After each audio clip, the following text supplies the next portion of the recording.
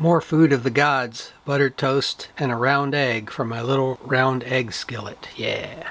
April 4th, 2024, and another video that none of you are going to watch, but I'm going to do it to keep in practice. So let's see what I got at Half Price Books today. All right, I'm not sure how these things show up with the lighting, so I'll probably just do the old method here. This is Tough Guys Don't Dance on DVD, MGM DVD, with Ryan O'Neal and Isabella Rossellini. This was written and directed by Norman Mailer, the writer, the novelist, the great writer, the great reporter, I guess you could say. I've only read one of his books, but it was a great book, and I'm going to read, I think, The Executioner's Song soon. I'm kind of in the mood to read that finally. But he's quite a character, of course, as you might know, but apparently this was a huge flop, a huge critical and commercial disaster. But you don't see this DVD very often, and it was marked down to $1, so I had to get that. This is not one I've ever actually seen for sale, and I think it's worth a little bit of money. I'm not sure. I don't know if there's that much interest in it, but anyway, I've got that. So let's see.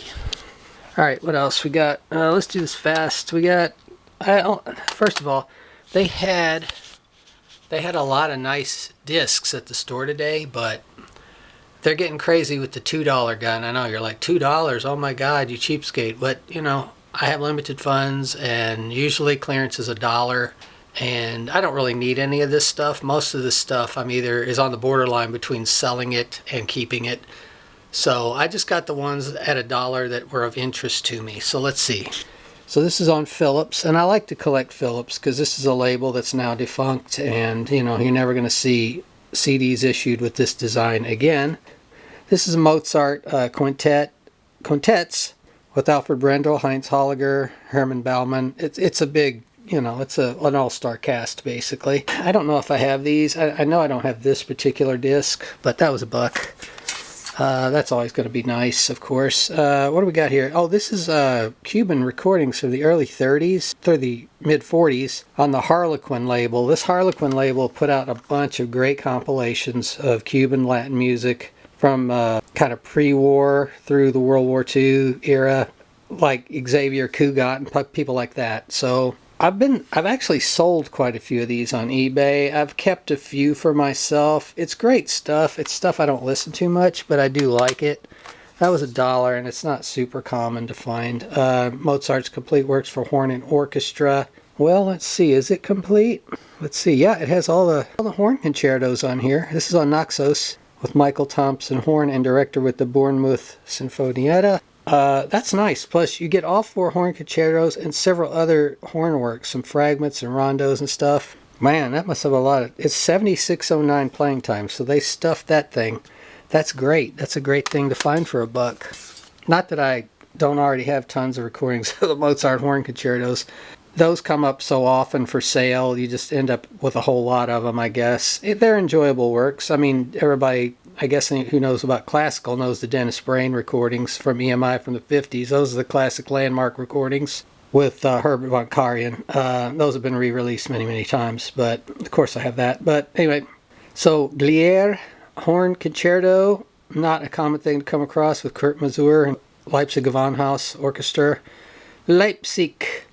Herman Baumann again. So somebody's Herman Baumann collection seems to have gotten disposed of at Half Price Books. It also has some works by Sanson, Chabrier, and Dukas, which is nice. It's all horn stuff, and that's $1 on Philips. This is probably the find of the day, honestly. This is stuff I don't have, so that makes it much more interesting. Here we have the great Dino Lupati, the pianist, the Italian pianist, and these, of course, were done in the 40s and 50s, I think. I'm not sure when he died. Didn't he die relatively young? Wasn't he one of those tragic cases? I already have most of this on other discs, so my idea is to sell this. Some of these great Pianist of the Century compilations, they're 2-disc compilations that came out in the 90s in order to highlight, I don't know what it was, 100 or so of the world's greatest pianists in classical music. Some of these ended up becoming valuable, but I don't know what the current state of the market is for these. My idea was to sell this because I think I have most of what's on here already. I have quite a few Dino Lupati recordings. He recorded for EMI, I believe. A lot of people recorded for EMI. If you were in Europe back then, after the war. Yeah, there's EMI right there. And anyway, so I looked at these; they're in great shape, and I was thinking I could go as low as $5.95 for this, but I don't know how much it's going for, so I'll check that. This is a nice thing. I bought this expressly to sell because I didn't think I would need this because I've got, as I said, many of his things already. So I just looked this up on eBay. It's going for around $8 to $20. It's a wide range of prices, but since I paid with taxes and discounts $1.90, I could probably get rid of this for 8 and I'd be happy. That'll pay for the entire lot and a profit on top of that on all the discs I bought today. So that's how it works. So that's that. This was the book I was trying to remember earlier, Armies of the Night by Norman Mailer. I read this, I don't know, about 3 years ago, finally, after having it around for years. And man, it's an incredible experience. It's about the protests in Washington, March on Washington in 1967 to protest the Vietnam War, and he was part of it. This book is a book about him as much as it is about anything else, and the way he wrestles with himself and his ego and his problems and his own perceptions. It's really a great study in an artist wrestling with himself while telling the story as best he can, while being partially biased and not. You know, he has a clear head and a clear eye for things, but at the same time, he's such a mess, and it's amazing the way he handles all of this stuff, warts and all. This is what Hemingway meant when he said an artist bleeds when he writes on the page. This is an incredible book, Armies of the Night, man. I can't recommend it highly enough.